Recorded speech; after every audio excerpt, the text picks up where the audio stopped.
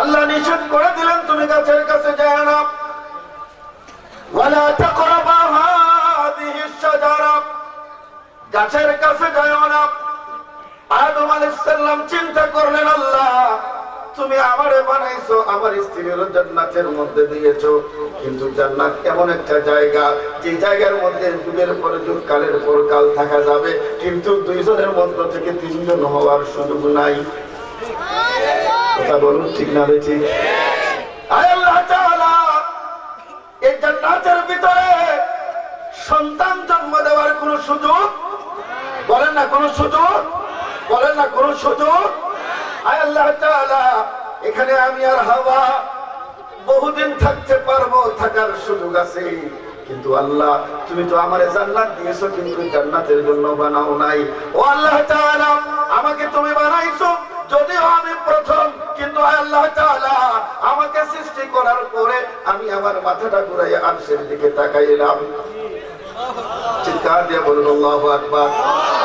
আমি দেখলাম আরশের গায়ে আল্লাহর নামের সাথে একটা নাম মুহাম্মদ। নামটা কি বলুন না, নামটা কি?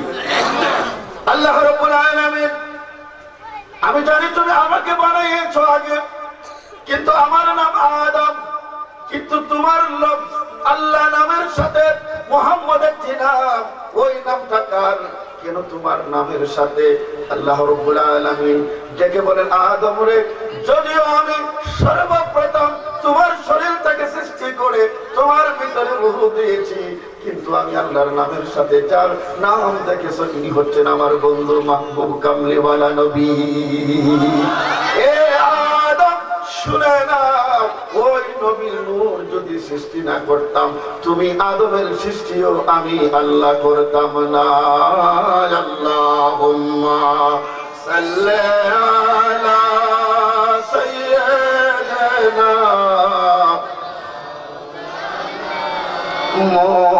মুহাম্মাদ ওয়া আলা আলি সাইয়্যিদিনা मोहब्बतेर आवाज़े अल्लाहुम्मा सल्ले सय्यदना मौलाना मुहम्मद वाला आले सय्यदना। नूर नबीजी नूर होइया আসলেন মানব সুরতে, নূর নবীজি নূর হইয়া আসলেন মানব সুরতে, তাই তো তাহার হয় না ছায়া, তাই তো তাহার হয় না ছায়া, চন্দ্র সূর্যের আলোতে। আল্লাহুম্মা সাল্লি মারহাবা মাওলানা মুহাম্মদ ওয়ালা সাইয়্যিদিনা মাওলানা। সম্মানিত হাজিরিন, আল্লাহ রাব্বুল আলামিনের পক্ষ থেকে মোহরের বিধান দেওয়া হয়ে গেল। আদম আলাইহিস সালাম বললেন, মোহরের টাকা দেওয়ার মতো তো টাকা আমার কাছে নাই, আমি কেমনে মোহরানা দিব? আল্লাহ রাব্বুল আলামিনের প্রতিনিধি ইন্নী জাইলুন ফিল আরদে খলিফা, যাকে খলিফা করে পাঠানো হবে, তাকে বলা হলো মোহরানা ছাড়া তোমার স্ত্রী তোমার জন্য হালাল হবে না, মোহরানা দিতে হবে। যেহেতু টাকা নাই, পয়সা নাই, মোহরানা দেওয়ার মতো তোমার কাছে টাকা নাই, ঠিক আছে, বিকল্প একটি ব্যবস্থা তোমার জন্য করে দেওয়া হলো। সেটা কি? তুমি নবী আখিরুজ্জামান আকা মাওলা হুজুর পুরনূর মুহাম্মদুর রাসূলুল্লাহ সাল্লাল্লাহু আলাইহি ওয়াসাল্লামের উপর দুরূদ শরীফ পড়ো, তাহলে তোমার মহরানা আদায় হয়ে যাবে। আরো বড় করে বলুন না সুবহানাল্লাহ। দুরূদ শরীফটা কার উপর বলেন না, কার উপর? যখন নবীর উপর দুরূদ শরীফ পড়া হয়েছিল তখন কি নবী দুনিয়াতে আসছিলেন না আল্লাহর কাছে? জোরে বলুন না, কার কাছে? দেখা যায় আদম দুনিয়াতে আসার আগে দুরূদ সালামের বিধান আল্লাহ তার ইন্তজামে করে রেখেছেন। চিৎকার দিয়ে বলুন সুবহানাল্লাহ। ওই আমলটাই আহলে সুন্নাত ওয়াল জামাতের আলেম উলামা পীর মাশায়েখ মাহফিলে মিলাদে ঘরে বাহিরে উঠতে বসতে আমরা দুরূদ শরীফ পড়ি কি পড়ি না? আওয়াজ দিয়ে বলুন আমরা পড়ি কিনা? হাজিরিন কিরাম, আদম আলাইহিস সালাতু ওয়াস সালাম মহরানা আদায় করলেন কি দিয়া বলেন না, কি দিয়ে? দুরূদ শরীফ দিয়ে। 2017 সালে যদি বলেন আদম আলাইহিস সালাম যদি এত আগে ফাটছিলেন, আমরা তো নবীর উম্মত, আমরা কেন ফাটতাম না? জীবনও ফাটতাম না। কেন পারতেন না? যেহেতু আল্লাহ সাদাকা, তোমরা বিবাহ করার জন্য, বিবাহ করার পরে আত্ম হওয়ার পরে তাকে তুমি হালাল করার আগে কিছু হাদিয়া তার সম্মান অনুযায়ী, যেটাকে শরীয়তের ভাষায় বলা হয় মহরানা, সেটা তুমি পরিশোধ করো। জোরে বলুন সুবহানাল্লাহ। আরো বড় করে বলুন না সুবহানাল্লাহ। হাজিরিন কিরাম, আদম আলাইহিস সালাতু ওয়াস সালাম দুরূদ শরীফ দিয়ে মহরানা আদায় করলেন, হাওয়া আলাইহিস সালাম তার জন্য হালাল হয়ে গেলেন। চলতে চলতে তারা আদম আলাইহিস সালাতু ওয়াস সালামকে যে কোনো কৌশলে, তাফসীরে রুহুল বায়ানের মধ্যে বিভিন্ন কথাবার্তা সেখানে এসছে। আসার পরে হযরত আদম আলাইহিস সালাম যে কোনো কৌশলে প্রথমে হাওয়াকে ওই নিষিদ্ধ গাছের ফল খাওয়ানো হলো। এরপরে হযরত আদম আলাইহিস সালামকে এই ফলটুকু কি করা হলো? খাওয়ানো হলো। খাওয়ার সাথে সাথে তাদেরকে জান্নাতের যে পোশাক ছিল, পোশাকটা খসে পড়া শুরু করলো, গায়ে থেকে পোশাক পরে দিল। সম্মানিত হাজিরিন, আব্বাজান হযরত আদম আলাইহিস সালাতু ওয়াস সালাম এবং আমাদের মা হযরত হাওয়া আলাইহিস সালামকে জান্নাত থেকে আল্লাহ রাব্বুল আলামিন প্রেরণ করলেন কোথায়? পৃথিবীতে। চিৎকার দিয়ে বলুন আল্লাহু আকবার। আব্বাজান আদমকে পাঠাইলেন শ্রীলঙ্কার জবালে আদম, একটি পাহাড়, যেই পাহাড়ে উঠতে প্রায় 1.5 থেকে 2 দিন সময় লাগে। চিৎকার দিয়ে বলুন আল্লাহু আকবার। সেই পাহাড়ে এখনো হযরত আদম আলাইহিস সালামের পায়ের ছাপ রয়েছে, যাকে বলা হয় জবালে আদম, আদমের পাহাড়। শ্রীলঙ্কার এই পাহাড়ের উপরে নবী আদম জান্নাত থেকে উত্তীর্ণ হলেন। মা হযরত হাওয়াকে জেদ্দার মধ্যে নামায়া দিলেন। তাদের শরীরকে তারা ডাকলেন বড় গাছের পাতা, গাছের বড় পাতা দিয়ে। হযরত আদম আলাইহিস সালাম সামান্য এই লক্সিসের কারণে 1 বছর নয়, 2 বছর নয়, তাফসীরে রুহুল মানির মধ্যে ফাতালাক্কা আদামু মির রাব্বিহি কালিমাতিন ফাতাবা আলাইহি ইন্নাহু হুয়াত তাওয়াবুর রহিম। সুবহানাল্লাহ। আরো বড় করে বলুন আল্লাহু আকবার। ফাতালাক্কা আদামু মির রাব্বিহি কালিমাতিন, আল্লাহ আদম আলাইহিস সালামকে স্মরণ করায় দিলেন কিছু কালেমাত, অথবা অন্তরের মধ্যে ঠেলে দিলেন কিছু কালমা। এই কালমা কখন ঢাললেন, কখন স্মরণ করায় দিলেন? স্মরণ করানোর আগে তাফসীর রুহুল মানিওয়ালা লেখে আদম পৃথিবীর জমিনে আইসা 250টা বছর কাঁদছেন। আরো জোরে বলুন কত বছর? আরো জোরে বলুন না কত বছর? অথচ এটাকে ভুল বলা যায় না, কিন্তু কাঁদছেন কত বছর? 250 বছর। আর আমি আপনি গুনাহ করতে করতে জীবন শেষ, এখন 2.5 ঘন্টা কাঁদছি না। কথা বলেন বাবা, ঠিক না ঠিক? হযরত আদম আলাইহিস সালাম আল্লাহ রাব্বুল আলামিনের দরবারে কাঁদতেন, কিন্তু কখনো মাথাটা আসমানের দিকে উঠান নাই। আল্লাহু আকবার।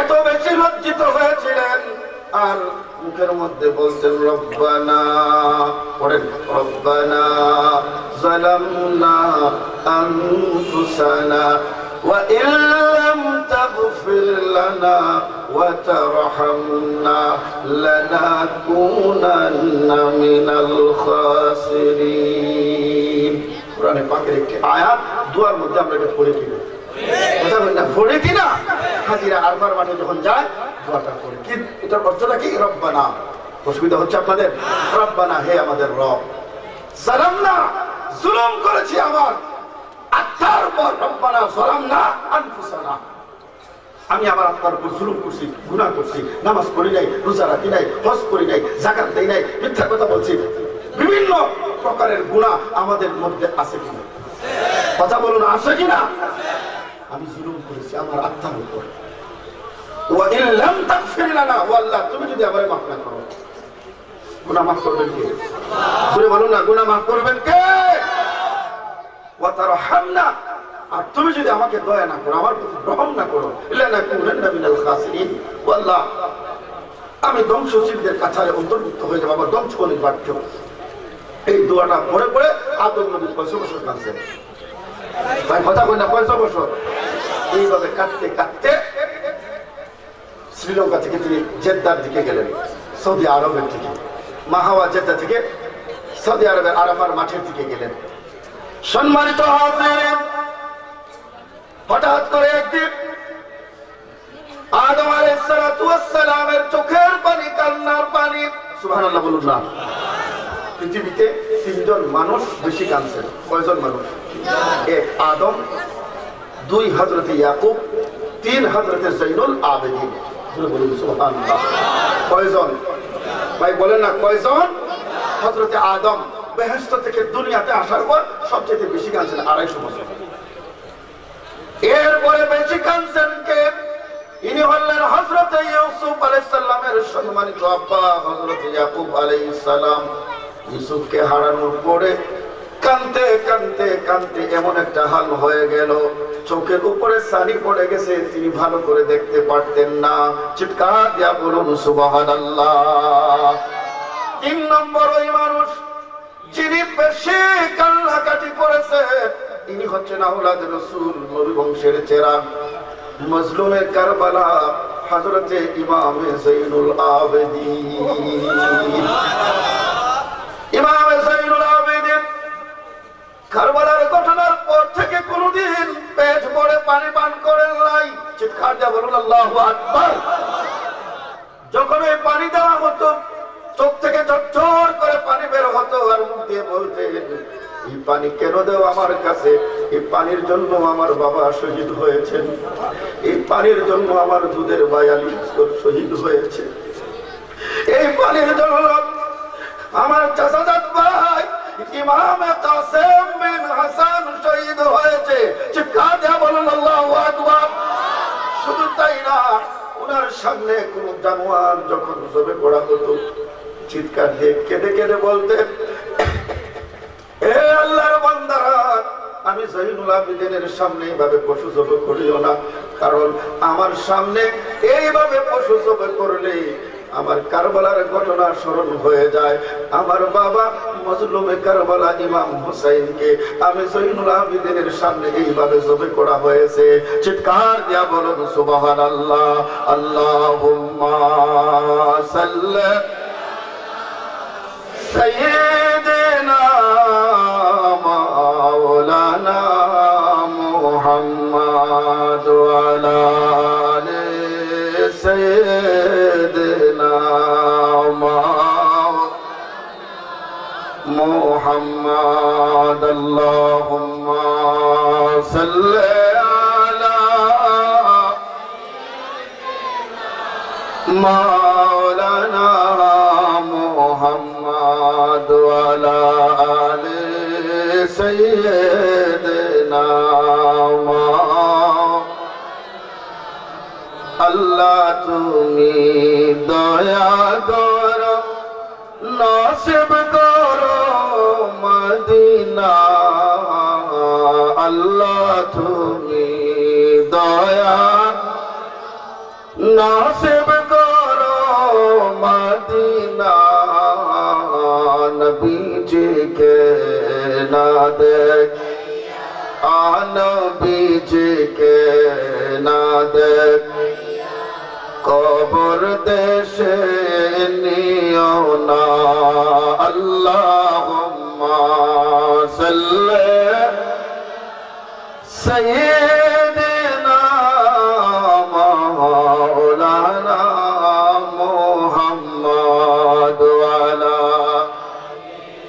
সাইয়্যিদিনা মাওলানা। সম্মানিত হাজিরিন, আমি আরজ করেছিলাম এই তিনজন ব্যক্তির মধ্যে হযরত আদম হলেন একজন কাঁদতে কাঁদতে চোখ দিয়ে পানি পড়তেছে, একজন এক সময় এক পাখি আদম আলাইহিস সালামের এই চোখের পানি পান করলো। জোরে বলুন আল্লাহু আকবার। পান করে বলে, আল্লাহ আমি পাখি উড়ন্ত অবস্থায় আমার রিজিক আয় আল্লাহ তাআলা কত সাগর মহাসাগর নদী নালার পানি পান করেছি, কিন্তু আজকে এই পানিটুকু পান করার পরে যে স্বাদ পেয়েছি ওয়াল্লাহ কোন দরিয়ার পানি আমার এত স্বাদ লাগে নাই। চিৎকার দিয়া বলুন আল্লাহু আকবার। পাখির ভাষা বুঝতেন আদম, কথাটা শুনে তার কান্না বেড়ে গেল, চোখের পানিগুলো ছেড়ে ডেকে বলে, আল্লাহ এত বড় অন্যায় আমি করলাম, একটা পাখি আমার চোখের পানি খেয়ে ঠাট্টা মস্কারি করতেছে। আল্লাহ জানি চোখের পানি লবণাক্ত হয়, কোনোদিন স্বাদ লাগে না, কিন্তু পাখি বলতেছে স্বাদ, ঘটনা বুঝলাম না। অদৃশ্য থেকে আওয়াজ আসলো, আদম রে, পাখি ঠাট্টা করে নাই, সত্যই বলেছে। বান্দা যখন শর্মিন্দা হয়ে চোখের পানিগুলো ছেড়ে দেয়, ওই পানির স্বাদ এবং মর্যাদা আমি আল্লাহর কাছে বেশি। আরো বড় করে বলুন না সুবহানাল্লাহ। সম্মানিত হাজিরিন, হযরত আদম আলাইহিস সালাম এইভাবে 250 বছর কান্নার পরে জাবালে রহমত, রহমতের পাহাড়, সেই আদম আলাইহিস সালাম পৌঁছে গেলেন, মা হাওয়া পৌঁছে গেলেন। আদম আলাইহিস সালামের অন্তরে আল্লাহ স্মরণ করায়া দিলেন কিছু কালমা বাক্য। কি? আদম নবী হঠাৎ করে বলেন, আল্লাহ আমাকে সৃষ্টি করার পরে তোমার নামের সাথে যার নাম দেখেছিলাম, তুমি বলেছিলে ওই মুহাম্মদকে সৃষ্টি না করলে তুমি কোনো কিছু করতে না, আমি আদমকে বানাইতে না। আয় আল্লাহ ওই নামে মুহাম্মাদের উসিলায় তোমার কাছে আমি তওবা করলাম, কবুল ফরমাও। আল্লাহ রাব্বুল আলামিন ডেকে বলেন, আদম রে, এই নামে মুহাম্মাদের ওসিলা যদি তুমি জান্নাতের মধ্যে নিয়ে নিতে, আমি আল্লাহ তোমারে মাফ করে দিতাম, জান্নাত থেকে আমি বের করতাম না, কারণ আমার মাহবুবের মর্যাদা সম্মান আমি আল্লাহর কাছে সবচাইতে বেশি। আরশে হক হ্যায় মুসনদে রিফাত রাসূলুল্লাহ কি। চিৎকার দিয়ে বলুন ইয়া রাসূলুল্লাহ। আরশে হক হ্যায় মুসনদে রিফাত রাসূলুল্লাহ কি, देखनी है हशर में इज्जत रसूलुल्लाह की। चित्कार दिया बोलो ना या रसूल अल्लाह। वो जहन्नम में गया जो उनसे मुस्तगना हुआ, खलीलुल्लाह की हाजत रसूलुल्लाह को, खलीलुल्लाह की हाजत रसूलुल्लाह का। सूरज उलटे पाँव पलटे, अरे चांद इशारे से हो चा। चित्कार से बोलो ना या रसूल अल्लाह।